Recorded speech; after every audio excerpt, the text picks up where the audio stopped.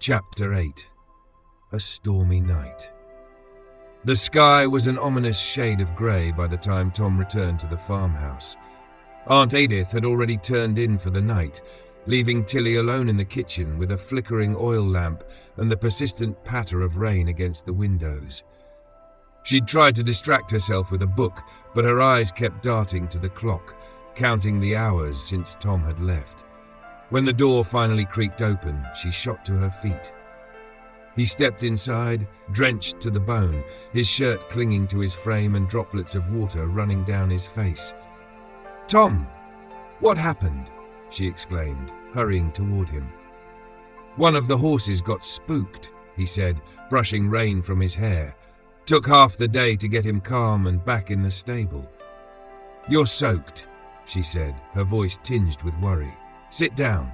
I'll fetch you a towel." Before he could protest, she was rummaging through the cupboard. She returned with a thick towel and began dabbing at his hair, her movements brisk but careful. "I can do that, you know," he murmured, though he made no move to stop her. "Clearly, you can't take care of yourself," she shot back, though her tone was soft. The storm outside grew louder, a flash of lightning illuminating the room for a split second. Tilly's hand paused, the towel still resting on his shoulder. When she met his eyes, she saw something in them, a raw, unguarded emotion that made her breath catch. "You shouldn't look at me like that," he said, his voice barely above a whisper. "Like what?" she asked, though she already knew. "Like you might care," he said, a hint of a smile tugging at his lips. "Because if you do, I'm not sure I can stop myself anymore."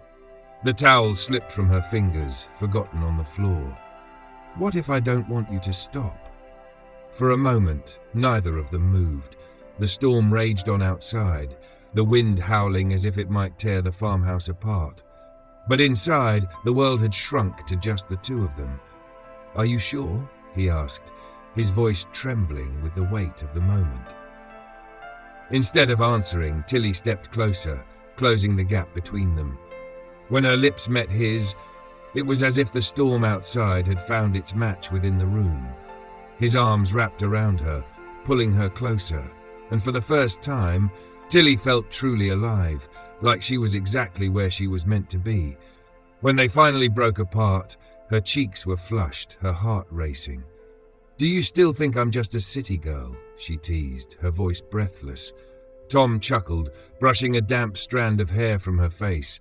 "You'll always be a city girl to me, Tilly, but now you're my city girl."